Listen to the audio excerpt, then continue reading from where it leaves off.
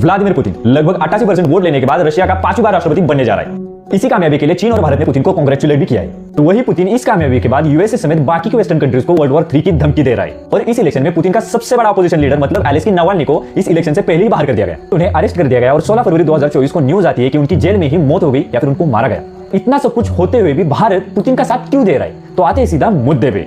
Russia Ukraine war की वजह से यूक्रेन के मित्र देश यानी कि यूरोपियन यूनियन रशिया से किसी भी प्रकार का क्रूड ऑयल नहीं खरीदती। कंट्रीज का मानना है कि रशिया का मेन रेवेन्यू इसी क्रूड ऑयल से आता है। अगर इसी को कोई खरीदेगा ही नहीं तो यूक्रेन के साथ वॉर करना बहुत ही ज्यादा रशिया के लिए मुश्किल हो जाएगा, क्योंकि रशिया क्रूड ऑयल का मेन स्रोत है और इस वॉर की वजह से भारत और चीन इसे कम दाम में खरीद के बाकी के वेस्टर्न देशों को बहुत ही ज्यादा दाम में बेच रहे हैं। साथ ही मिलिट्री वेपन्स और टेक्नोलॉजी के लिए भारत पहले से ही रशिया पे निर्भर रहा है। एट द एंड पुतिन की ये विक्ट्री स्पीच तालियां बजाने के लायक नहीं है, क्योंकि इस स्पीच में उसने यूरोपियन कंट्रीज को वर्ल्ड वॉर 3 की धमकी दी है और साथ ही चीन के साथ अपनी दोस्ती का ऐलान किया है। रशिया को हर एक बात में सपोर्ट करने से पहले हमें यह ध्यान में रखना चाहिए कि ये एक और डिक्टेटरशिप की पहल बन सकती है, क्योंकि ये है मेरी बात।